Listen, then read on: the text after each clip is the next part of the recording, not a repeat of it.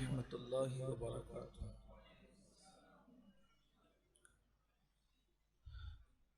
अल्हम्दुलिल्लाहि रब्बिल आलमीन वल आक़िबतु लिल मुत्तक़ीन वस्सलातु वस्सलामु अला सय्यिदिल अंबियाइ वल मुरसलीन व अला आलिहि व अस्हाबिहि तय्यिबीन अत्ताहिरीन अम्मा बअद फ़अऊज़ु बिल्लाहि मिनश शैतानिर रजीम बिस्मिल्लाहिर रहमानिर रहीम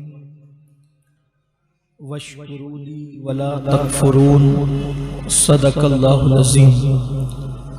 गौसे आज़म बमनी बेसरू सामा मददे क़िबले मददे काबे ईमा मददे इंतज़ारे करमे तुस्त मने ऐनी राए खुदा जुओ खुदा बीनो खुदा दा मददे बगिरदा बेबला उफ्ताद कश्ती ज़ईफ़ानो शकिस्ता रात कुश्ती बहक के ख्वाजे उस्मान हारून मदद कुन या मोइनुद्दीन चिश्ती मदद कुन या मोइनुद्दीन चिश्ती मदद कुन या मोइनुद्दीन चिश्ती।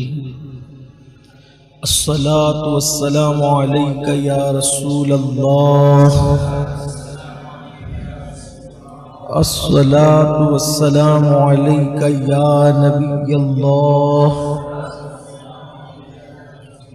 अस्सलातु वस्सलामु अलैका या हबीब अल्लाह व अला आलिका व अस्हाबिका या नूर अल्लाह सल्लल्लाहु तआला अलैहि वसल्लम। वही रब है जिसने तुझको हमतन करम बनाया, वही रब है जिसने तुझको हमतन करम बनाया। हमें भीख मांगने को तेरा आस्ता बताया, तुझे हम्द है खुदाया, तुझे हम्द है खुदाया। वो कुंवारी पाक मरियम वो नफ़ख्त फीही का दम है अजब निशान आज़म, मगर आमिना का जाया वही सबसे अफजल आया, तुझे हम्द है खुदाया। यही बोले सिदरा वाले चमने जहां के थाले, सभी मैंने छान डाले तेरे पाए का न पाया। तुझे यक ने यक बनाया, तुझे हम्द है खुदाया, तुझे हम्द है खुदाया।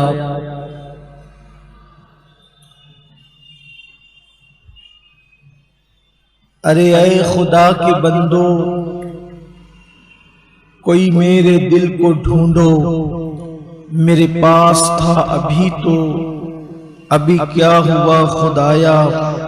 न कोई गया न आया, तुझे हम्द है खुदाया, तुझे हम्द है खुदाया। हमें ऐ रज़ा तेरे दिल का पता चला बमुश्किल, दरे रोज़ा के मुकाबिल वो हमें नजर तो आया। ये न पूछ कैसा पाया, तुझे हम्द है खुदाया, तुझे हम्द है खुदाया। आज की ये महफिल हमारे हफ्तावारी इज्तिमा की महफिल है और इसमें गुज़िश्ता से पेवस्ता हफ्ते ये ऐलान किया गया था जिस हफ्ते मुसीबतों की हिकमतों पर बयान हुआ था कि आइंदा हफ्ते शुक्र के फजाइल पर और उस पर गुफ्तगू होगी, लेकिन उस हफ्ते ऐन 15 शव्वालुल मुकर्रम होने की वजह से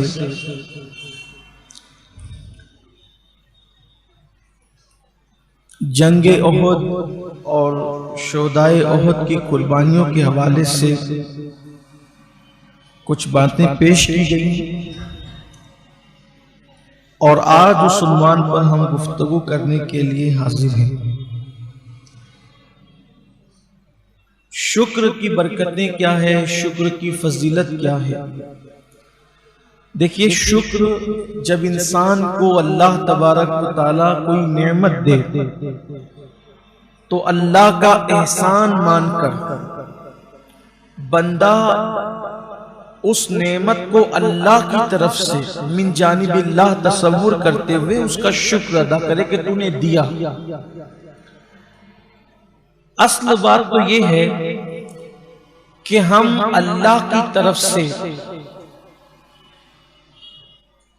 किसी भी नेमत के मुस्तहिक नहीं है, हकदार नहीं है, इस एतबार से कि माज़ अल्लाह ये अल्लाह पर लाजिम हो कि वो हमें कोई नेमत दे। उसने जो भी नेमत दी है वो महज अपने फजल व करम से अता की है और उसका सिला भी अल्लाह ने हमसे कुछ नहीं मांगा।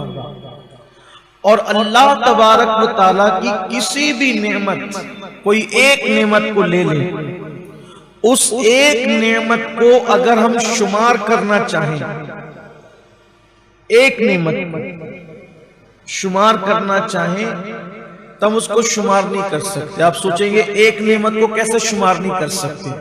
उसकी वजह यह है कि एक नेमत के अंदर इतनी नेमतें पोशीदा है कि आप उसको गिनते गिनते थक जाएंगे लेकिन आप उसको शुमार नहीं कर सकेंगे। एक आसान सी मिसाल, हम में से बहुत सारे अहबाब वो हैं जो खाना खा चुके अभी रात का, कुछ ऐसे हैं जो खाना खाने वाले हैं, कुछ खा चुके, कुछ लोगों को खाना है। एक लुकमा उठाइए। लुकमा किसे कहते हैं? रोटी, सब्जी हो, दाल हो या सालन हो। आपने उस रोटी को सालन में भिगोया और वो बन गया एक लुकमा, और वो लुकमा है हमारी उंगलियों के दरमियान। अब ये एक लुकमा जो हमारे हाथ में आया है, अभी मुंह में नहीं गया, इसके साथ कितनी नेमतें शामिल है और चिमटी हुई है उसका अंदाजा करें। आइए, कोई मुफक्किर और मुदब्बिर होगा वो तो बिल्कुल बाल की खाल निकालेगा, लेकिन हम एक तालिब इल्म होने की हैसियत से सरसरी तौर पर उसका जायजा लेते हैं कि इस एक लुकमे में कितनी नेमतें पोशीदा है। नंबर एक, ये जो लुकमा बना है ये गेहूं से बना है। गेहूं बनने से पहले किन मराहिल से गुजरा है और उसको गुजारा किसने है? लुकमा बनने से पहले ये लुकमा रोटी था, रोटी को किसी के हाथ में बेल कर पकाया, वो हाथ किसने दिए? अब शुमार करते जाइए। वइन ताउद्दू निअमतल्लाहि ला तुहसूहा, जो कुरान ने फरमाया ना कि अगर तुम अल्लाह की किसी नेमत को शुमार करना चाहो तो तुम उसको शुमार नहीं कर सकते। तो कैसे नहीं कर सकते, जरा उसका अंदाजा करें।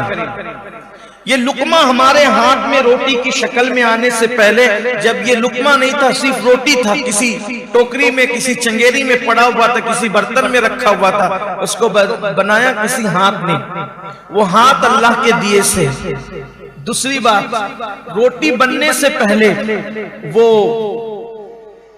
खमीर था, आटे और पानी से दोनों के वजूद से नमक भी शामिल कर ले उसमें, तो ये तीन चीजों का मिल करके खमीर बना जिसे रोटी का आटा कहते हैं। पानी बरसाया किसने? अब बोलते जाएं, अल्लाह ने। उसके बाद नमक पैदा किसने किया? अल्लाह ने। उसके बाद अब इस आटे की तरफ जाएं। ये आटा बनने से पहले ये गेहूं था। ये गेहूं कैसे आया? ये गेहूं कभी बीज था, उस बीज को फिर किसी हाथ ने जमीन में डाला, सर का पसीना पैर से आया। उस वजूद किसान को किसने बनाया? अल्लाह ने उसको काम से किसने लगाया, अल्लाह ने उसके दिल में बात किसने डाली, अल्लाह ने उसके बाद जो आगे आगे बैल चल रहे थे उसे पैदा किसने किया, अल्लाह ने जब वो बीज पैदा करने वाली जात किसकी है, अल्लाह की है। फिर वो बीज जमीन में गया, अगर अल्लाह सारे बीजों को सड़ा देता तो क्या ये बीज कभी गेहूं बन सकता था, कभी नहीं बन सकता था। फिर वो जमीन के अंदर चला गया, उसको पानी देने की तौफीक अल्लाह ने जिन हाथों को दी वो हाथ किसने बनाए, अल्लाह ने। जो पानी पहुंचा वो पैदा किसने किया, अल्लाह ने। उसके बाद फिर अल्लाह अकबर, ये तो जाहिरी असबाब थे, लेकिन फिर जमीन चीरने की ताकत उस नन्हे से वजूद को किसने दी, अल्लाह ने। उसके बाद जब उसने आंखें खोली सुबह के वक्त तो शबनम ने जो है वो उसके वजूद पर अपने वजूद को निसार कर दिया। ये निजाम किसने पैदा किया, अल्लाह ने। उसके बाद शबनम के उन शबनमी कतरे जो रात के वक्त शबे नम शबनम उसके वजूद को नम करती रही, तो गोया के अपनी किरणों के तौलिए से उसका चेहरा किसने साफ किया और उन किरणों को किसने पैदा किया, अल्लाह ने। उसके बाद चांद की दूध या रोशनी उसको झूला झुलाती रही, ये वजूद किसने अता किया चांद को, मेरे अल्लाह ने। उसके बाद जब वो अपने सर को उठा करके जवानी की दहलीज पर पहुंचा तो उसके अंदर जो है वो सुम्बुले किसने पैदा की, अल्लाह ने। और एक बीज से कई दाने पैदा हुए और जब वो दाने पक गए उसको पकाया किसने, अल्लाह ने। उसमें बारिश का वजूद है, उसमें आसमान का वजूद है, उसमें जमीन की मुशक्कतें हैं, जमीन की मेहनतें हैं। इस तरीके से कोया के पूरा निजाम लगा हुआ है। कभी शबनम खिदमत कर रही है, कभी सूरज खिदमत कर रहा है, कभी चांद खिदमत कर रहा है, कभी सितारे खिदमत कर रहे हैं, कभी आसमान खिदमत कर रहा है, कभी जमीन खिदमत कर रही है। तब कहीं जाकर के गेहूं पैदा होता है और उसके बाद जब गेहूं पैदा हुआ अगर उसको घुन खा लेते तो बताओ हमारे पास आ सकता था, नहीं आ सकता था। उसको घुन से बचाया किसने, अल्लाह ने। उसके बाद मार्केट में लाने वाले हाथ अल्लाह ने पैदा किए। उसके बाद मार्केट में लाया गया तो जेब में खरीदने के लिए पैसे दिए किसने, अल्लाह ने। और उसके बाद जब खरीद करके लाए तो अल्लाह अकबर, फिर उसको पिसाया गया और उसके बाद गोया के एक लुकमा हमारे हाथ में बनकर आया और कितनी नेमतें उसके पीछे पोशीदा हैं। इसीलिए बंदा अब लुकमा लेकर के बैठा है। अगर मेरा अल्लाह उस हाथ को ही जो है वो नाकाम कर दे तो क्या वो हाथ मुंह तक के पहुंच सकता है, नहीं पहुंच सकता। चले पहुंच गया, चबाने की ताकत छीन ले तो क्या वो पेट तक पहुंच सकता है, नहीं पहुंच सकता। हाथ को ताकत दी, मुंह तक पहुंचाए, मुंह में दांत पैदा किए ताकि वो चबाए, जबान के अंदर ताकत पैदा की वो लज्जत महसूस करे और उसके बाद चबा चबा कर जब हलक के नीचे गुजार दे और जब हलक के नीचे लुकमा चला जाए इंसान का इख्तियार खत्म हो जाए। अगर वो खाना अल्लाह हजम न होने दे तो बताओ पेट में कितनी तकलीफ होगी, कितनी मुशक्कतें होगी। लेकिन अल्लाह ने ऐसे लुआब पैदा किए जिससे वो खाना हजम होता है। अल्लाह अकबर। फिर पेट में जाता है, पेट में जाने के बाद आंतों में जाकर के कभी वो काम का होता है, कभी नाकाम होता है। काम की चीज पेट में रह जाती है और जो नाकाम होती है नाकाम की नहीं होती, फुजले की शक्ल में उसको बाहर कर दिया जाता है। बोलिए ये एक लुकमा है, लेकिन अल्लाह का निजाम कुदरत कैसे काम कर रहा है। कभी हमने गौर किया अल्लाह की नेमतें ये है। ये तो एक लुकमे की बात हुई, एक लुकमे की बात हुई। अब बताएं, कपड़े हैं, जिस्म है, बाल है, खाल है, नाक है, जबान है, आंख है, पैर है, माँ बाप है, बीवी है, बच्चे हैं, जमीन है, कारोबार है, जायदाद है, माल है, दौलत है, कुव्वत है, जो वो इज्जत है, वकार है, इल्म है, तकवा है, परहेजगारी है, इबादत की तौफीक है। सारी नेमतें हैं और इससे बढ़कर दामने मुस्तफा हाथ में। फबिअय्यि आलाइ रब्बिकुमा तुकज़्ज़िबान, ऐ जिन्न व इंस, तुम अल्लाह की किस किस नेमत को झुटलाओगे, किस किस नेमत का इनकार करोगे। जब अल्लाह के रसूल अलैहिस्सलाम सूरह रहमान की तिलावत कर रहे थे और सहाबा खामोशी से सुन रहे थे, जब हुजूर अलैहिस्सलाम ने तिलावत मुकम्मल की, आका ने फरमाया, कैसे हो तुम लोग, तुमसे बेहतर तो जिन थे इस मामले में कि जब मैंने उनके सामने सूरह रहमान की तिलावत की तो जब जब मैं पहुंचता फबिअय्यि आलाइ रब्बिकुमा तुकज़्ज़िबान पर, और मैं जब ये कहता कि अल्लाह का फरमान है, अल्लाह की किस किस नेमत को झुटलाओगे, तो वो लोग जवाब देते, ए अल्लाह, हम तेरी किसी नेमत को नहीं झुटलाते और हम तेरी हर नेमत पर तेरा शुक्र अदा करते हैं, तेरी हम्द करते हैं। मेरे आका सल्लल्लाहु अलैहि वसल्लम के प्यारे दीवानों, अल्लाह फरमाता है, वशकुरूली वला तकफुरून, मेरा एहसान मानो, मेरा शुक्र अदा करो और नाशुक्री मत करो।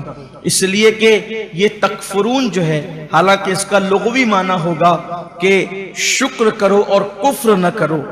यहाँ पर हमारे मुफस्सिरीन ने इसको ये बताया, चूंकि शुक्र के मुकाबले में कुफ्र आया है, तो यहाँ कुफ्र जो है वो नाशुक्री के माना में आया है। यहाँ कुफ्र उस माना में नहीं आया जिसको हम उर्फ आम में किसी को काफिर कहते हैं। तो यहाँ अल्लाह फरमाता है, मेरा शुक्र बजा लाओ, मेरा एहसान मानो और नाशुक्री मत करो। तो अल्लाह तबारक व तआला का शुक्र अदा किया जाए। और याद रखें, अल्लाह की नेमतों पर इंसान जितना शुक्र अदा करता है, अल्लाह उसको नेमतें उतनी ज्यादा अता करता है। अल्लाह ताला कुरान मुकद्दस में फरमाता है, अल्लाह ताला कुरान मुकद्दस में फरमाता है, लइन शकरतुम लाज़ीदन्नकुम, कि अगर तुम मेरा एहसान मानोगे, मेरा शुक्र अदा करोगे, तो मैं तुम्हें नेमतें और ज्यादा अता करूंगा। यानी अगर इंसान चाहता है कि अल्लाह ने उसको इज्जत दी, मजीद उसको इज्जत मिले, तो वो उस पर शुक्र अदा करे। अल्लाह ने उसको दौलत दी, वो मजीद उसको दौलत मिले, वो शुक्र अदा करे। अल्लाह ने उसको ईमान दिया, ईमान को और मजबूती मिले, वो शुक्र अदा करे। अल्लाह ने उसको इस्लाम की दौलत दी, अगर वो चाहता है कि ये नेमत जाए ना हो, उसको चाहिए कि वो अल्लाह का शुक्र अदा करे। अल्लाह का शुक्र अदा करना अल्लाह को बहुत पसंद है, क्योंकि हदीस पाक में आया है, सब्र निस्फ ईमान है, शुक्र निस्फ ईमान है और यकीन पूरा पूरा ईमान है, मुकम्मल ईमान है। हदीस पाक में आया है, नेमतें भागने के मामले में, जाने के मामले में, शरीर ऊंट से भी ज्यादा तेज रफ्तार है। यानी एक ऊंट जो शरीर होता है, चूंकि हमारे यहां पर ऊंट आमतौर पे पाए नहीं जाते, लेकिन अरब में ऊंट की कसरत थी, ऊंटों की। आपको ऊंट के शरीर होने का अंदाजा इस बात से लगाना चाहिए कि हम कुर्बानी के मौके पे जो जानवर खरीद के लाते हैं, तो अगर कोई शरीर जानवर हम ले आते हैं तो पूरे मोहल्ले को वो कैसे सर पे उठा लेता है। तो ये जो बैल और बछड़े वगैरह जो हैं, ये कभी कभी बहक कर जितने शरीर होते हैं उससे कहीं ज्यादा अगर कोई ऊंट शरीर हो जाए तो वो रस्सी तोड़ के भाग जाता है, लोगों के सरों पे हमला करता है, बड़ा नुकसान पहुंचाता है वो। तो आकाए करीम सल्लल्लाहु अलैहि वसल्लम के फरमान का मफहूम है कि नेमतें भागने के और जाने के मामले में शरीर ऊंट से ज्यादा तेज रफ्तार है। शरीर ऊंट रस्सी तोड़ के भागा, कितने भी लोग उसके पीछे दौड़े, जल्दी से वो हाथ में नहीं आ सकता। तो ऐसे ही बिला तमसील अल्लाह ने जो तुम्हें नेमतें दी है, तो वो नेमतें भी तुम्हारे पास से ऐसी भागती है, बल्कि उससे तेज। शरीर ऊंट जितना तेज भागता है आपके पास से रस्सी तोड़कर, नेमतें उतनी तेज, उससे ज्यादा तेज भागती है।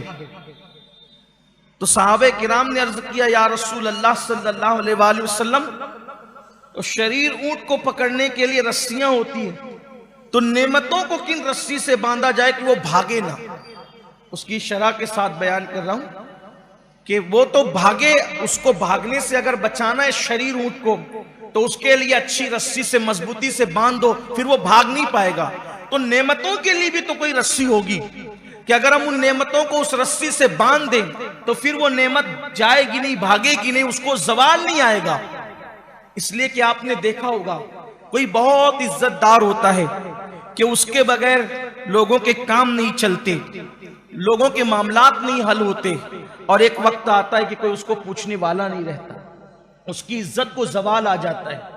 कोई बहुत मालदार होता है किसी दौर में, एक वक्त आता है कि वो भीख मांगने को मोहताज हो जाता है। अपने इसी शहर के अंदर मालेगांव में पहले जिनकी बड़ी बड़ी साइजिंगें चलती थी, जिनके बड़े बड़े जो है वो बंगले थे, जिनके बड़े बड़े कारखाने थे, आज उनके बच्चे पोते लोगों के यहाँ मजदूरी करने जा रहे हैं। बोलो ये जवाल नेमत, यानी नेमत छीनी कि नहीं छीनी? बहुत सारे लोग हैं जिनके बाप दादा बड़े बड़े दौलतमंद थे, आज उनकी औलाद के पास कुछ नहीं है, उनको किराए के मकान में रहते हैं, नेमत छीन गई उनसे। दौलत वाले थे, दौलत नहीं है, इज्जत वाले थे, इज्जत नहीं है। कभी कभी उनके घरों के अंदर कई कई बच्चे थे, आज उनके घर वीरान पड़े हुए हैं। यानी कि नेमत अल्लाह ने जो दी थी वो आज छीन गई। तो सहाबे किराम को जब ये बात बताई गई कि नेमतें शरीर ऊंट से ज्यादा तेज रफ्तार है भागने के और निकलने के मामले में, तो पूछा गया कि शरीर ऊंट को रस्सी से बांध दो तो वो रुक जाता है, वो भाग नहीं पाता। तो नेमतों के लिए भी तो कोई रस्सी होगी कि उसको बांध देंगे तो फिर नेमतें जाएगी नहीं। फरमाया हाँ, नेमतों की रस्सी शुक्र है, शुक्र। अगर कोई अपनी नेमतों को शुक्र की रस्सी से बांध दे, यानी अल्लाह की बारगाह में शुक्र अदा करने लगे, फिर उसकी नेमत को कभी जवाल नहीं आ सकता, बल्कि जो जितना शुक्र अदा करेगा अल्लाह उसको उतनी नेमतें मजीद अता करेगा। उसका वादा है लइन शकरतुम लाज़ीदन्नकुम, मेरा शुक्र करोगे मैं मजीद तुम्हें अता करूंगा। इसीलिए सुन्नत यह है जब भी अल्लाह तुम्हें कोई नेमत अता करे तो तुम उसकी बारगाह में सजदा शुक्र करो।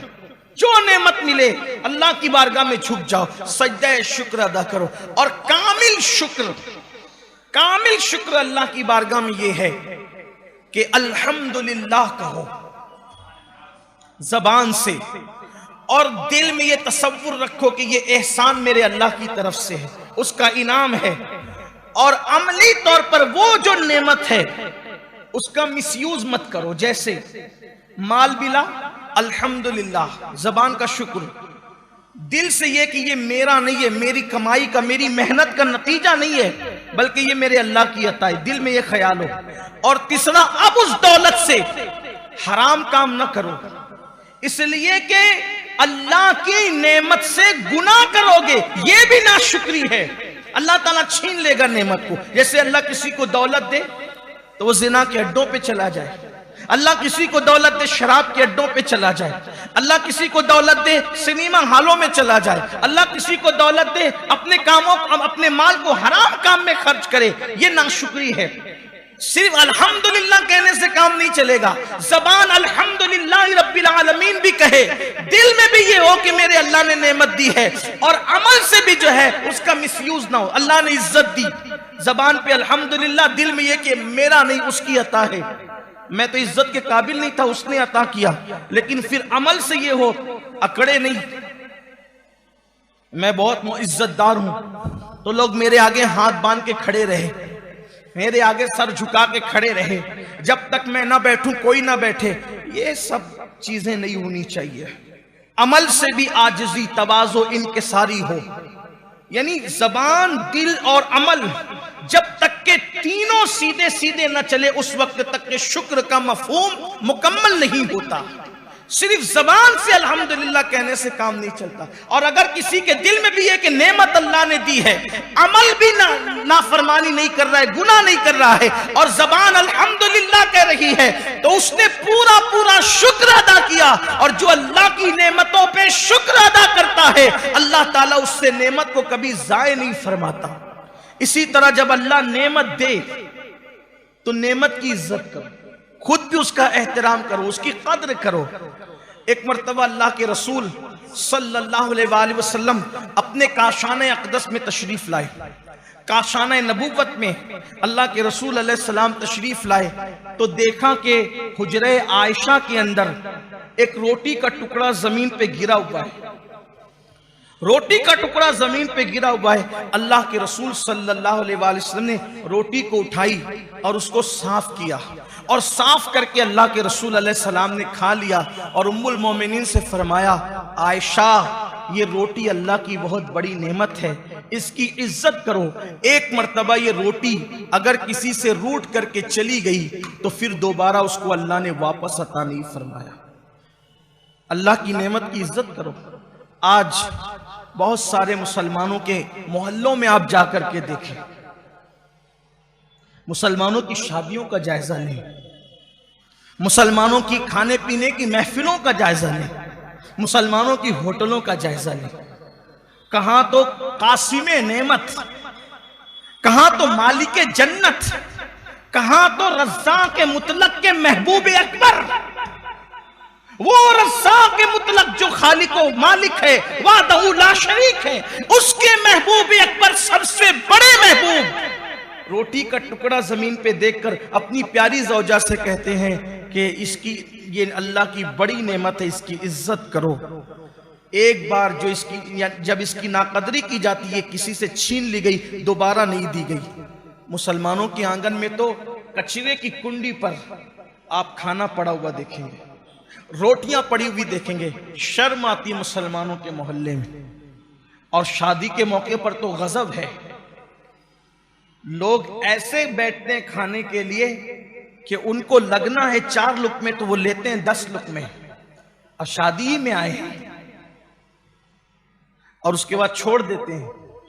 एक दाना, सिर्फ एक दाना अगर तुमने ज़ाय किया होगा चावल का, एक दाना तुमने ज़ाय किया होगा अनाज का, हो सकता है वही एक दाना तुम्हारी पूरी रोजी रोटी के छीनने का सबब बन जाए।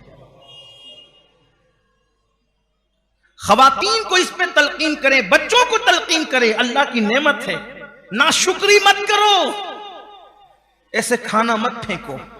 होटलों में भी लोग खाने का ऑर्डर देते हैं, 4 लोग हैं तो 6 लोग के हिसाब से ऑर्डर देंगे और उसके बाद उसको छोड़ देंगे।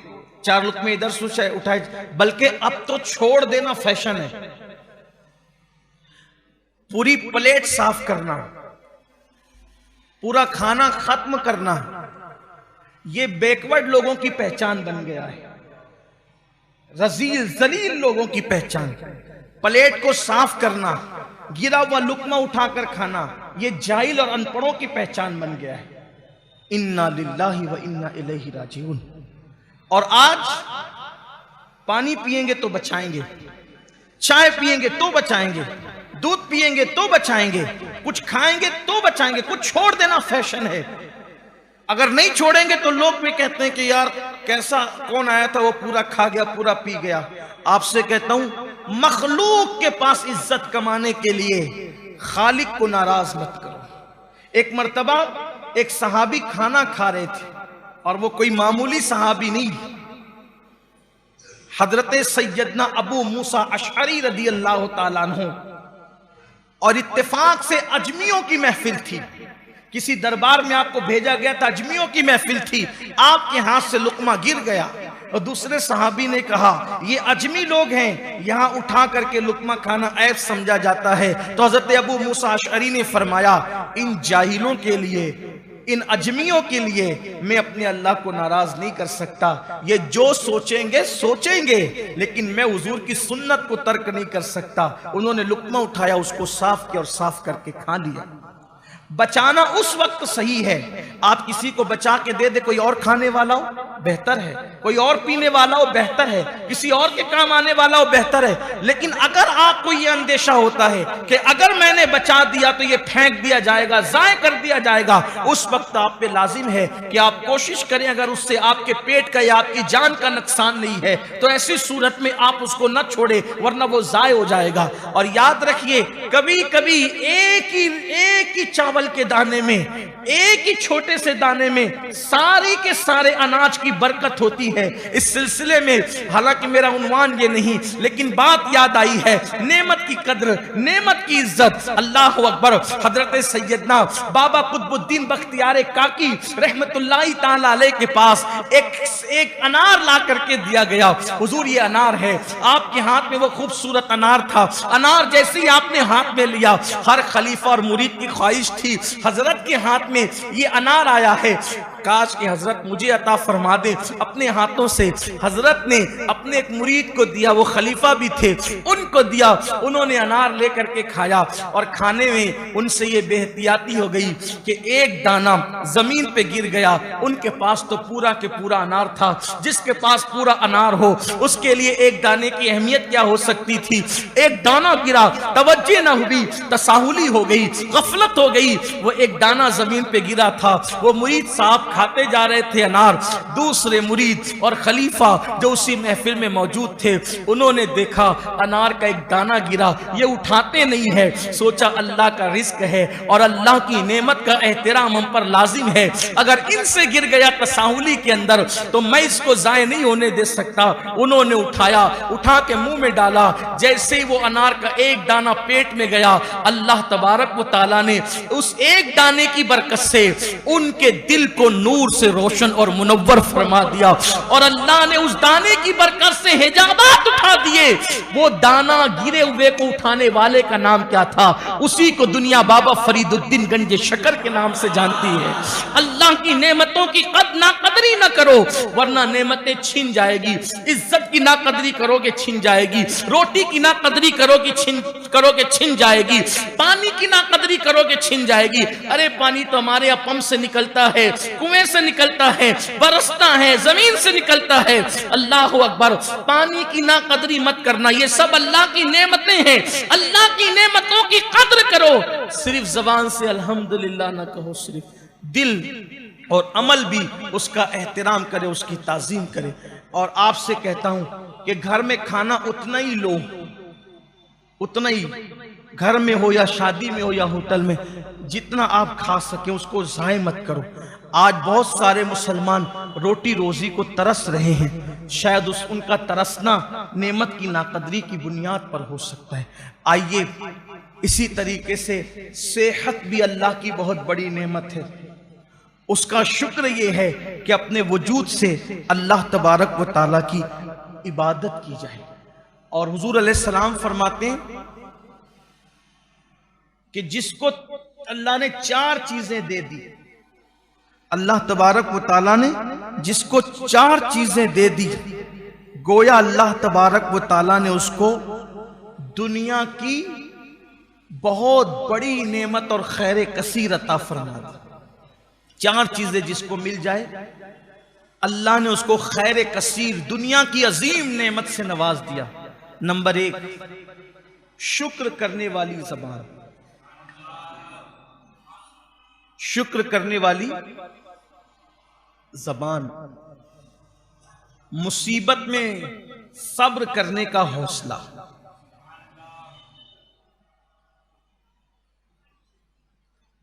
जबान से शुक्र हो और मुसीबत में सब्र करने का हौसला हो।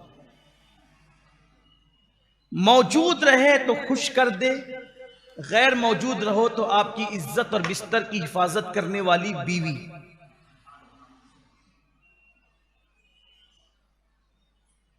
मौजूद रहो, जब मौजूद रहो तो खुश करे, और अगर मौजूद ना रहो तो वो तुम्हारे बिस्तर की हिफाजत करे। तो अल्लाह के हबीब सल्लल्लाहु अलैहि वसल्लम फरमाते हैं, शुक्र करने वाली जबान,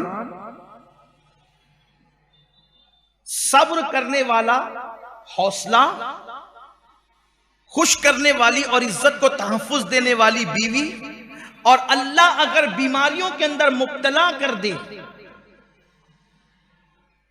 तो बदन उसको बर्दाश्त करने की अपने अंदर ताकत रखे। ये नेमतें अल्लाह तबारक व ताला जिसको दे दे, गोया अल्लाह तबारक व ताला ने उसको खैर कसीर अता फरमाया। अल्लाह ने उसको दुनिया की सारी भलाइयां अता फरमा दी। अब आप देखें, अगर हमें नेमत मिलती है तो नेमत मिलने के बाद हमारा हाल ये होता है कि अल्लाह अकबर,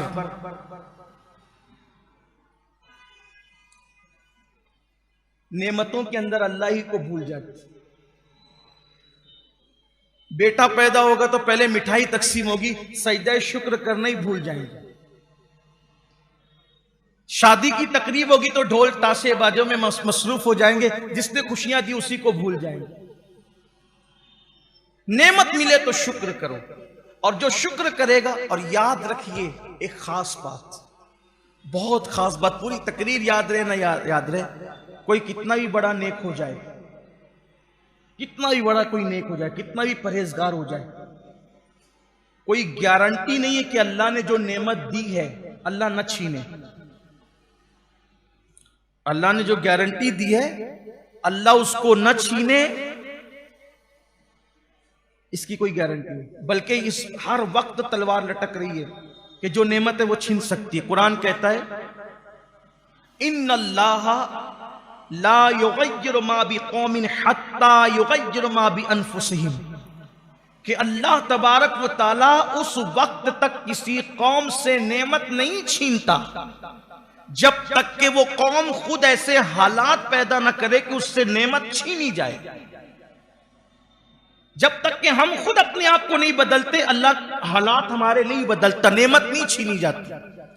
अब अल्लाह ने जिब्रील अलैहिस्सलाम को, जिब्रील अमीन को, हजरत जिब्रील अमीन को अल्लाह ने फरिश्तों का सैयद और सरदार बनाया। मेरे आका सल्लल्लाहु अलैहि वसल्लम फरमाते हैं, जब भी मैं जिब्रील को देखता हूं, किसको? जिब्रील को, सैयदुल मलाइका को, वही लाने वाले को, रूहुल अमीन को, फरिश्तों के सरदार को, फरमाया जब भी मैं उसको देखता हूं तो देखता हूं कि वो मुल्तजम से चिमट कर, मुल्तजम हजर अस्वद और काबे के दरवाजे के बीच में एक मकाम है, एक जगह है जिसको मुल्तजम कहते हैं, चिमटने की जगह, और वहां दुआ कबूल होती है। ये तो दुआ पूरे हरम ही में कबूल होती है, लेकिन मेरे आका अलैहिस्सलाम ने फरमाया जब भी मैंने देखा जिब्रील को तो मुल्तजम से वो चिमट कर एक ही दुआ कर रहे होते हैं। मैंने जिब्रील को हमेशा एक दुआ करते देखा, या वाजिदू या माजिदू ला तुज़िल अन्नी निअमतन अनअमतहा अलैया, ए अल्लाह तूने जो नेमत मुझे दी है वो नेमत तुम मुझसे मत छीन। जिब्रील अलैहिस्सलाम भी ये दुआ कर रहे हैं, उन्हें ख्याल है तो इसका कि कोई ऐसा काम ना हो जाए जिससे अल्लाह मुझसे नेमत छीन ले। ज़वाल नेमत से हज़रत जिब्रील भी डरते हैं। इसलिए अच्छी तरह याद रखें कि अल्लाह तबारक व तआला ने जो नेमत दी है उससे कभी भी नाशुक्री ना करना। नाशुक्री करोगे नेमत छिन जाएगी। अल्लाह के रसूल अलैहिस्सलाम फरमाते हैं नेमत जो छीनी जाती है वो नाशुक्री की वजह से छीनी जाती है। हत्ता कि अगर लाइट बंद होकर के अचानक ओपन हो जाए तो फौरन कहो अल्हम्दुलिल्लाह, अल्लाह का शुक्र अदा करो। कोई गुमशुदा चीज मिले कहो अल्हम्दुलिल्लाह रब्बिल आलमीन। ये कामिल अल्फाज है अल्लाह का शुक्र अदा करने के, इससे बड़े अल्फाज है ही नहीं अल्लाह के शुक्र के लिए। जिसने अल्हम्दुलिल्लाह रब्बिल आलमीन कह दिया गोया उसने अल्लाह का हर एतबार से शुक्र अदा कर लिया। हजरत सैयदना इमाम जाफर सादिक फरमाते हैं कि मेरे चचा की ऊँटनी गुम हो गई थी। हजरत इमाम जाफर सादिक कहते हैं मेरे चचा की ऊँटनी गुम हो गई थी। मेरे चचा ने कहा, मन्नत मानी, ए अल्लाह अगर मेरी ऊँटनी मिल जाएगी तो मैं तेरा ऐसा शुक्र अदा करूंगा कि तू राजी हो जाएगा। अगर मेरी गुमशुदा ऊँटनी मिल गई तो मैं तेरा ऐसा शुक्र अदा करूंगा कि तू राजी हो जाएगा। और थोड़ी देर बाद उनकी ऊँटनी मिल गई। उन्होंने कहा हजरत आपकी ऊँटनी मिल गई। उन्होंने नकेल पकड़ी, उस पर बैठे कहा अल्हम्दुलिल्लाह रब्बिल आलमीन। तो लोगों ने कहा आपने तो कहा था कि ऐसा शुक्र अदा करेंगे कि अल्लाह राजी हो जाएगा। कहा यही तो वो शुक्र है जिससे अल्लाह राजी हो जाता है। हर नेमत पर अल्लाह का शुक्र अदा करें। कुछ लोग ऐसे हैं कि जिन्हें शुक्र की तौफीक नहीं, जिन्हें शुक्र की तौफीक नहीं, लिख कर ले जाएं, एक न एक दिन वो कंगाल हो जाए। इज्जतदार है तो जलील होगा, मालदार है तो फकीर होगा, घर वाला है तो बेघर होगा, औलाद वाला है तो लावलद होगा। देख लीजिएगा, शुक्र का जज्बा अगर नहीं है, कुछ लोगों से पूछो क्या हाल है, अरे मौलाना मत पूछो। आप कहेंगे सही तो बात है यार, आदमी परेशान है तो नहीं बोलेगा तो क्या बोलेगा। मैंने कहा क्या क्या परेशान। एक बुजुर्ग के पास एक शख्स आया, कहा कैसे हो, कहा हज़रत कुछ नहीं, ये कंगाल हो गया हूं। अब जरा तवज्जो करें, क्या कहा उसने? कुछ नहीं है, कंगाल हो गया हूं। तो मैं अच्छा कंगाल हो गया हूं? कहा एक काम करो, ये जो आपके पास आंख है 1 लाख रुपया ले लो, ये आंख दे दो। उसने कहा नहीं।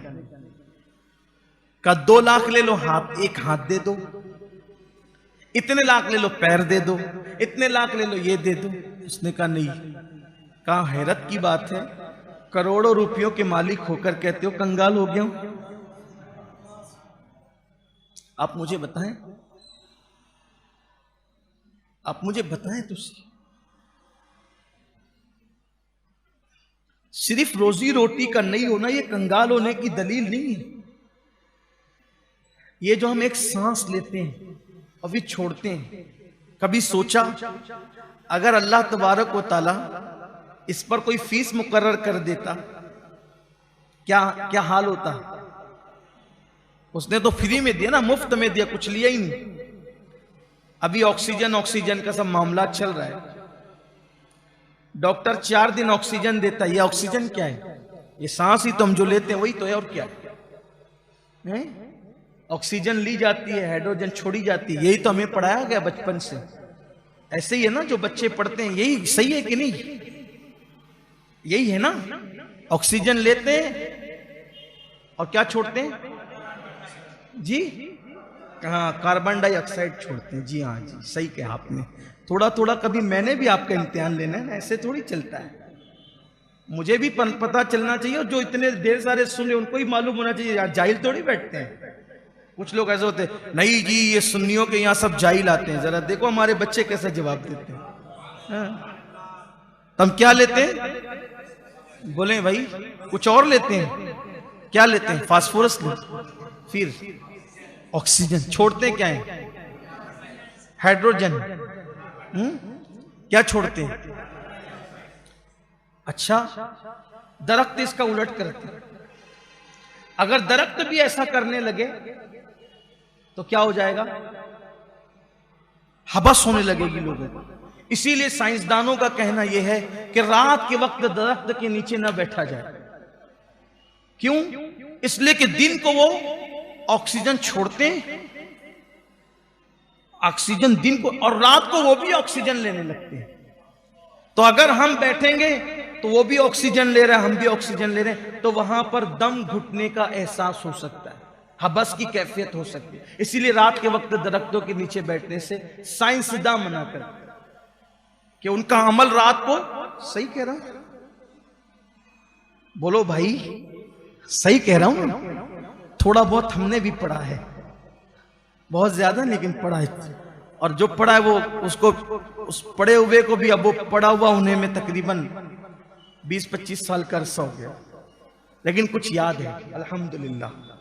इसलिए कि नेमत, हुजूर अलैहिस्सलाम फरमाते हैं अल्लाह कोई नेमत दे तो उसका चर्चा भी किया करो, शुक्र अदा। ये भी एक शुक्र की कैफियत है कि नेमत हो तो उसका चर्चा हो। तो हम ऑक्सीजन लेते हैं और हम कार्बन डाइऑक्साइड छोड़ते हैं। लेकिन डॉक्टर के पास जब हम जाते हैं 4 दिन के लिए वो ऑक्सीजन देता है, और जब वो बिल बना करके देता है, कितने कितने हजार होते हैं कि वो बिल देख करके आदमी का दिमाग बिल में घुस जाता है। कहां से देंगे ये हालत होती है। बताओ, डॉक्टर ने 4 दिन ऑक्सीजन दिया, इतना बड़ा बिल थमा दिया। मेरा अल्लाह तो पैदा होने से लेकर के मरे दम तक के ऑक्सीजन देता है। कुछ मांगा उसने? कुछ तलब किया उसने? फिर भी कहते हमारे पास कुछ नहीं है।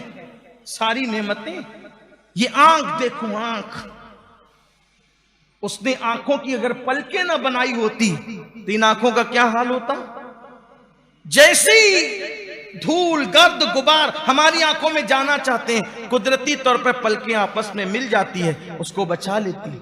और अगर बिल फर्ज पलकें न बचा सके तो फिर जो चीज आंख में जाती है, अल्लाह ने पानी जो है वो आंख में पैदा किया है, वो पानी बहा बहा करके उसको निकाल देता है।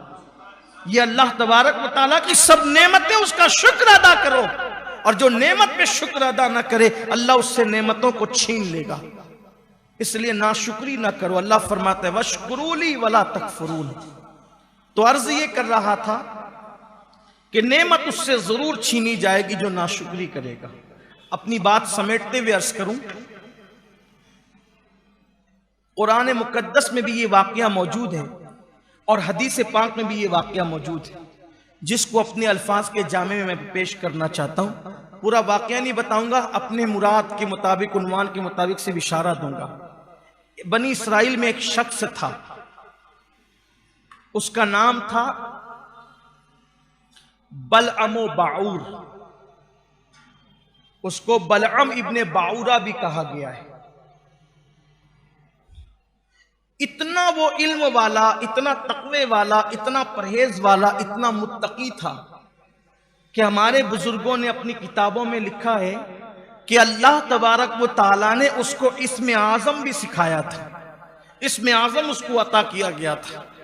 और इस्म आज़म जब उसको दिया गया, इस्म आज़म कहते हैं अल्लाह के उस इस्म पाक को जिसको पढ़कर दुआ की जाए तो दुआ फौरन कबूल होती है।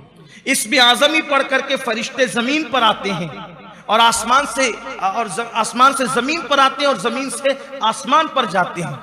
इस्म आज़म की बरकतें ये बयान की गई है कि इस्म आज़म पढ़ के मुर्दे को ठोकर लगा दो तो उसको जिंदगी मिल जाए। बड़ी बरकत है इस्म आज़म की। अल्लाह ने उसको बलअम को इस्म आज़म भी बताया था। वो जो दुआ करता था उसकी कोई दुआ रद्द नहीं होती थी। किसी को भी दुआ करवाना होता उसके पास आते, उससे दुआ करवाते। उसकी कौम अल्लाह से गाफिल हो गई, उसकी कौम बिगड़ गई, जराइम में गिरफ्तार हो गई। वो दौर अल्लाह के पैगंबर, अल्लाह के कलीम हजरत सैयदना मूसा अलैहिस्सलाम का दौर था। अल्लाह ने मूसा अलैहिस्सलाम से फरमाया कि मूसा जाओ और वो कौम बिगड़ गई है उस पर जा करके हमला करो और जिहाद करो और उस कौम को कैफरे किरदार तक पहुंचाओ। हजरत मूसा अलैहिस्सलाम ने ऐलान किया, 1 लाख से जायद का लश्कर तैयार हुआ, नौजवान बनी इसराइल के, और उस कौम पर हमला करने के लिए चले। जब मूसा अलैहिस्सलाम अपनी कौम के साथ उस कौम को सबक सिखाने के लिए जब उधर तशरीफ ले गए और आप एक जंगल में रुके हुए थे इंतजार में कि इनको नसीहत करें, ये नसीहत मान लें तो काम हो जाएगा, वरना इनके साथ फिर जिहाद किया जाएगा। ऐसे में बलअम की कौम उसके पास आई और आने के बाद कहने लगी, बलअम देखो तुम्हारी दुआ कभी रद्द नहीं होती, इसलिए तुम मूसा और उनकी कौम के लिए बद्दुआ करो कि उनकी कौम और मुआज़ल्लाह मूसा हलाक हो जाए। उसने कहा नहीं, अल्लाह के नबी के लिए और हक के लिए लड़ने वालों के लिए मैं बद्दुआ नहीं कर सकता। मना किया उसने। उसकी कौम जानती थी कि इंसान एहसान का बंदा है, तो बलअम के आसपास उन्होंने तोहफे ताहिफ का एक ढेर जमा कर दिया और उसको इतने तोहफे ताहिफ से नवाजा कि बलअम के पास तोहफे ताहिफ का ढेर लग गया। फिर कौम ने कहा, बलअम हमारी हलाकत करीब नजर आती है, तुम मूसा और उसकी कौम के लिए बद्दुआ करो।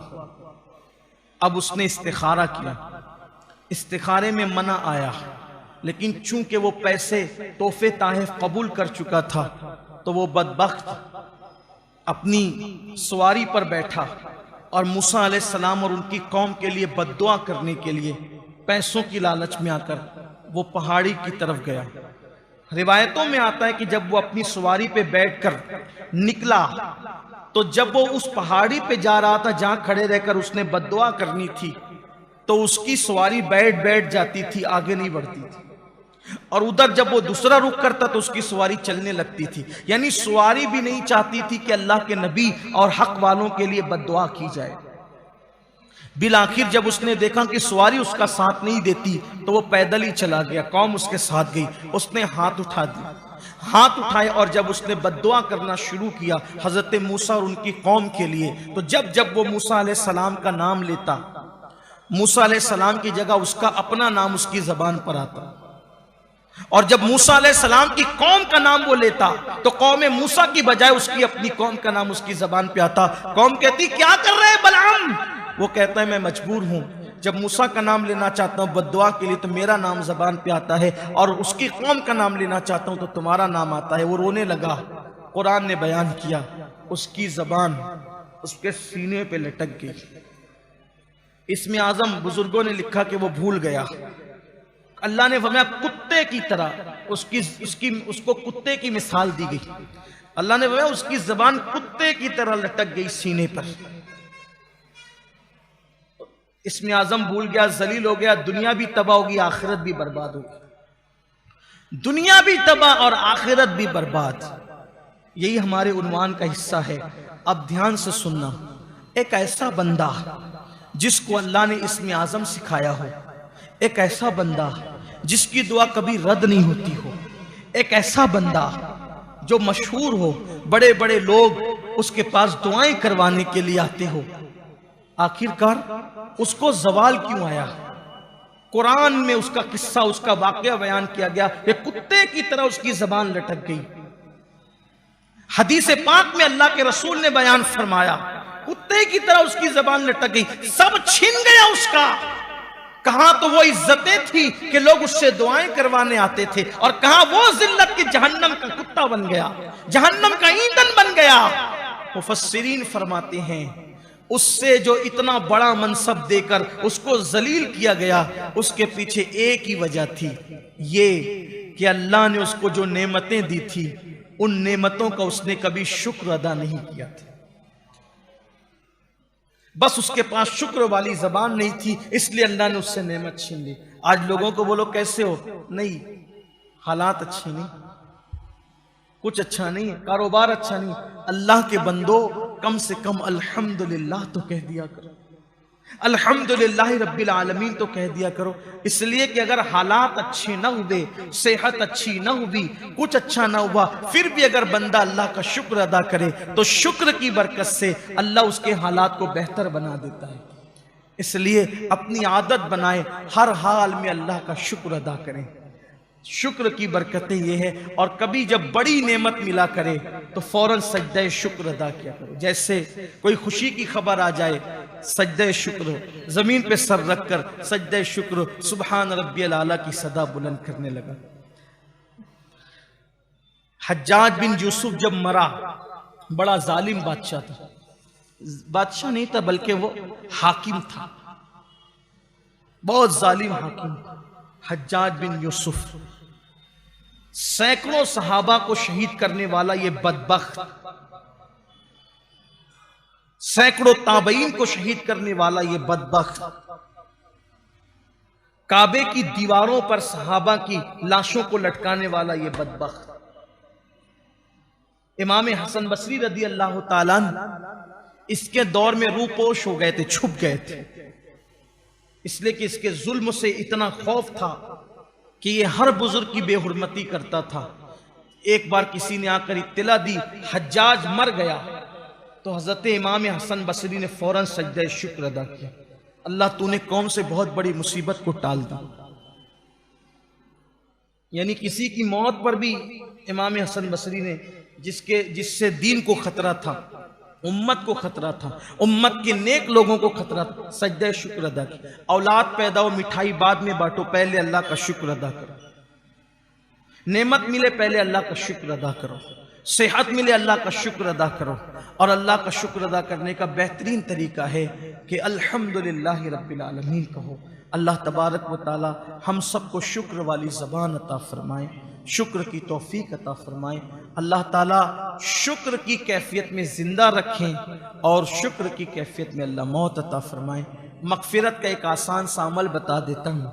हदीस पाक में आता है जब कोई बंदा नया लिबास पहनता है और नया लिबास पहनते वक्त कहता है अल्हम्दुलिल्लाहि रब्बिल आलमीन, बिस्मिल्लाहि वल्हम्दुलिल्लाह, क्या कहता है?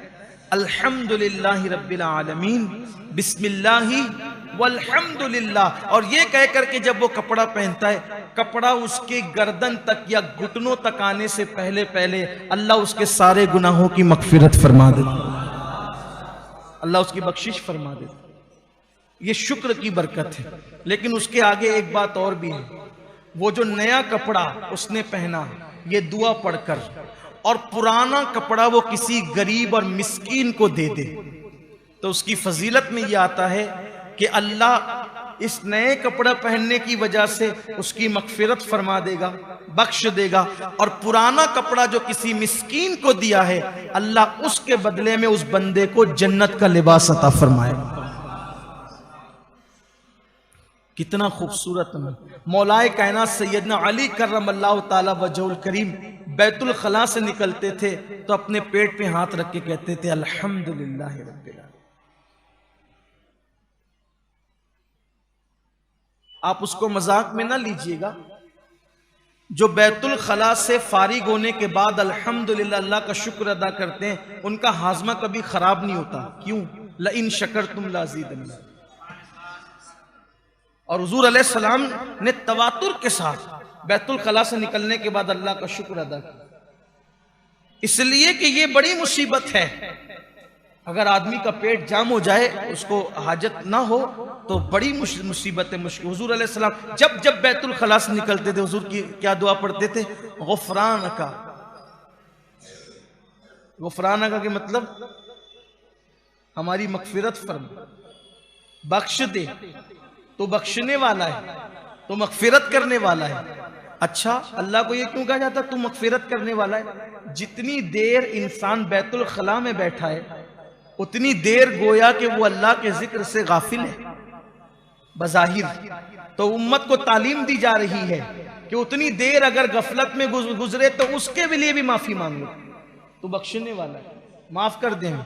और फिर गुफरान का आ गई हम अल्हम्दुलिल्लाहिल्लज़ी अज़हबा अन्निल अज़ा व आफ़ानी।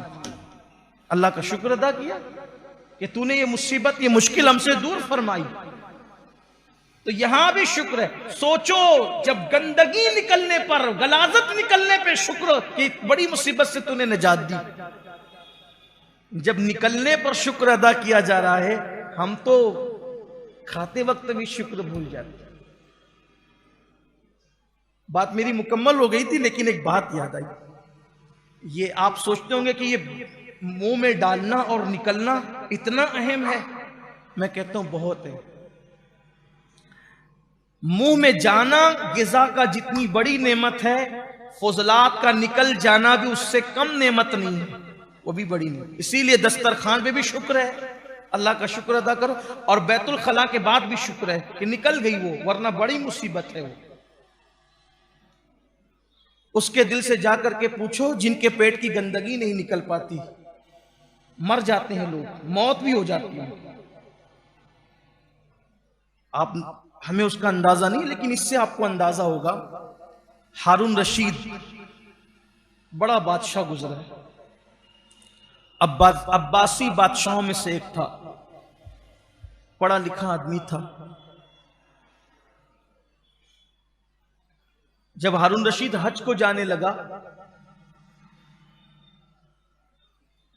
तो रास्ते में उसकी मुलाकात हजरत बहलुल दाना से। ये बहलुल दाना समझते हैं, एक मजजूब थे उस दौर के, बहुत बड़े मजजूब। और हजरत बहलुल दाना के मुतालिक जो हमारे बाज बुजुर्गों ने, सूफिया ने लिखा है, ये डायरेक्ट मुरीद थे हजरत ज़ैद इब्न अली के। ज़ैद इब्न अली कौन? इमाम ज़ैनुल आबिदीन के छोटे बेटे, इमाम बाकिर के भाई, हजरत सैयदना ज़ैद शहीद मजलूम, जो हमारे आका, हमारे महारेरा के जो सरकार लोग हैं, बुजुर्ग लोग हैं, उनके जद्द आला इमाम ज़ैद शहीद मजलूम, जिनकी औलाद में ख्वाजा बंदा नवाज गेसु दराज भी है। तो बहलुल दाना मुरीद है किसके? हज़रत ज़ैद शहीद की। बाज लोगों ने उनको इमाम जाफर सादिक का भी मुरीद कहा, लेकिन बहरहाल उसी खानदान के मुरीद है। जूतियां सीधी करते थे हज़रत बहलुल दाना इन बुजुर्गों की। हारून रशीद हज को जाते हुए बहलुल दाना नजर आ गए तो रुक गए। हारून रशीद ने कहा कि बहलुल, मुझे कुछ नसीहत कर दो, मुझे कुछ नसीहत कर दो। फरमाया, हारून, तुझे अपनी हुकूमत और सल्तनत पे बहुत नाज है, बहुत नाज है तुझे। तुझे पता है तेरी हुकूमत की कीमत क्या है, तेरी सल्तनत की कीमत क्या है? अब वो बहलूल दाना थे, मजजूब थे। हारून ने कहा कहो बाबा क्या है? फरमाया एक गिलास पानी। तेरी पूरी हुकूमत की कीमत कितनी है? एक गिलास। तो हंसने लगा। दीवाने की बात पर हारून हंसने लगा। बाबा एक गिलास पानी भी मेरी हुकूमत की कीमत? फरमाया हाँ। आपको भी हंसी आती होगी कभी कभी दीवानों की बातों पर, कुछ भी कहते हैं ये लोग। देखिए अब बहलूल उसको समझाते हैं, हारून तुम हज के लिए जा रहे हो। ये उस दौर का हज था जिस दौर में घर से निकलते थे घोड़े खच्चरों पे पैदल, कोई पहुंच पाता था कोई पहुंच भी नहीं पाता था। आंधी आती थी तो रेत के टीलों के दरमियान ही दब करके खत्म हो जाते थे, पता भी नहीं चलता था कौन कहां है। कभी कभी पानी खाना खत्म हो जाता था, रास्ता भटक जाते थे और भूखे प्यासी मर जाते थे जंगलों में। ऐसा गए तो दोबारा वापस आने का मामले नहीं। लोग जाते थे तो साथ में कफन भी रख कर ले जाते थे, रास्ते में पता नहीं कहां मौत आए। अभी का हज नहीं कि मालेगांव वाले एयरपोर्ट पे पहुंचा के घर नहीं आते, उधर से मैसेज आता है मैं जिद्दा पहुंच गया हूं खैर से। बहुत आसान है, इसलिए हज की अहमियत भी खत्म हो गई। अब हज भी माज़अल्लाह लोगों ने सैर व तफरीह का एक हज और उम्रा को जरिया बना लिया। कोई तब्दील, हज और उम्रा तब्दीली का नाम है, लेकिन जाते हैं ऐसे और आते भी वैसे ही। अब तो ऐसा लगता है हज के फ्लाइटों के अंदर और उम्रा के फ्लाइटों के अंदर जैसे कोई बारात जा रही है। हंसी मजाक, मैंने अपनी आंखों से, मुबालगा नहीं करना, अपनी आंखों से हज को जाते हुए उम्रा से वापस आते हुए लोगों को देखा। फ्लाइट में बैठे हैं तो हिंदी फिल्में देख रहे हैं, मैंने अपनी आंखों से देखा। ये कम नसीब आंखें इस तरह के मनाजिर भी देख करके अफसोस करती है कि ये गुनाह बख्शवा के आ रहा है और अभी घर भी नहीं पहुंचा। बेचारे के हाथ चूमने के लिए, आंख चूमने के लिए इतनी आंखें मुंतजिर और हाथ मुंतजिर है कि अब्बा आएंगे दुआएं लेंगे, चचा आएंगे दुआएं लेंगे, हाजी साहब आएंगे दुआएं लेंगे। ये हाल है हाजी साहब का कि वो हिंदी फिल्में। और मुबालगा नहीं कर रहा हूं, अल्लाह के घर में कह रहा हूं कि मैंने हरम पाक, मक्के का हरम और बिल्डिंग दोनों के दरमियान सिर्फ 60 फुट का फासला था। मैंने देखा कि हिंदुस्तान के हमारे हाजी कमरों के अंदर बंद होकर के हिंदी फिल्में मक्के के अंदर देख रहे हैं। ये सूरत यार, क्या कहिएगा, किससे कहिए? ये सैर व तफरीह के सिवा और क्या रह गया है? किसी का शेर है, हाजी तो सब कहलाए हज करे कोई एक। हाजी तो सब कहलाए हज करे, किसी को क्या मिलता है ये काबे में जाके देख। हमने अपनी आंखों से लोगों को ये भी देखा हज के मौके पर, अभी हज हुआ भी नहीं है, बातें हो रही है कि पुतिया के लिए हार लेवे के ना, तो कहां कौन सी दुकान अच्छी रही है? ये यार खजूर कहां से खरीदे के? अरे अल्लाह के बंदे अभी हज तो कर, जब जाना तब करना। ये हाल है। फिर उसके बाद तवाफ की फिक्र नहीं है, 12 नंबर खंबे पर बैठे हुए हैं, बातें हो रही है तो के खजूरिया कितने मिली, मुके तो इतने मिली, 2 रियाल का फायदा होगा। ये हाल, हंसने की बात नहीं, अफसोस है इस पर। कहां हज का वो तसव्वुर, कहां हज का वो तसव्वुर और कहां ये हालात। तो बहरहाल कितना रोना है, रोते ही रहे। तो हजरत बहलूल दाना ने फरमाया, हारून तुझे अपनी हुकूमत और सल्तनत पे बड़ा नाज है ना, एक गिलास पानी से ज्यादा उसकी कीमत नहीं है। कहा वो कैसे? फरमाया देख तू हज को जा रहा है, जंगल में भटक गया, खाना पानी खत्म हो गया और प्यास से तेरा दम निकलना चाहता है, प्यास से तेरा दम निकलना चाहता है, पानी कहीं नहीं है, कोई पिलाने वाला भी नहीं है। ऐसे में कोई आगे कहे हारून एक गिलास पानी तुझे दूंगा, लेकिन कीमत उसकी आधी सल्तनत है।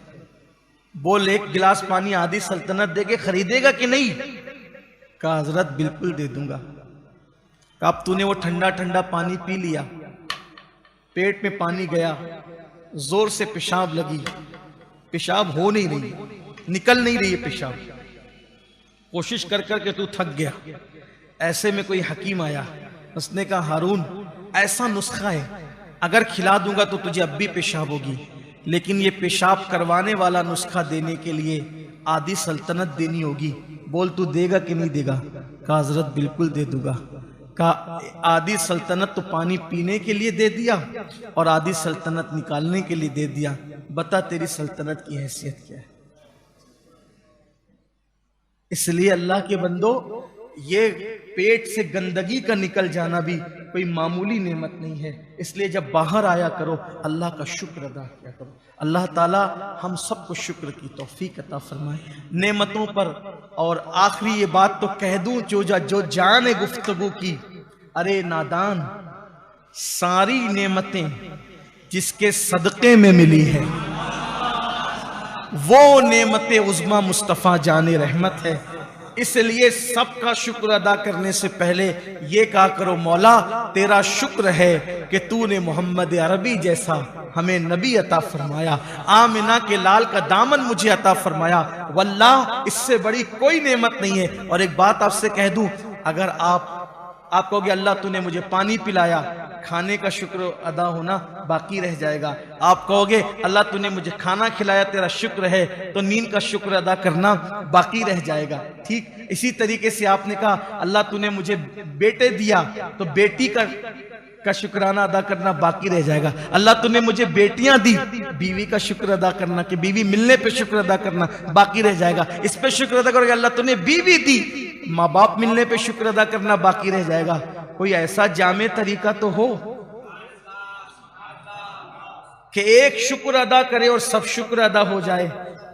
तो मेरे इमाम ने हमें वो तरीका बता दिया कि यूं शुक्र अदा करो, वही रब है जिसने तुझको हमतन करम बनाया, हमें भीख मांगने को तेरा आस्था बताया, तुझे हम्द है खुदाया, तुझे हम्द है खुदाया। अल्लाह तेरा शुक्र है कि तूने मोहम्मद अरबी जैसी नेमत हमें अता फरमाई। अब अल्लाह का शुक्र इस तौर पे अदा कर दिया तो सारी नेमतें उनके सदक़े में मिली है, इसलिए अल्लाह ताला का हर नेमत के एतबार से शुक्र अदा हो जाएगा। अल्लाह ताला हम सबको इस नेमत उज़्मा की हवाले से शुक्र अदा करने की तौफीक अता फरमाए, ताकि दामन मुस्तफ़ा हमेशा हमारे हाथों में रहे। अस्सलामु अलैकुम व रहमतुल्लाहि व बरकातुहू।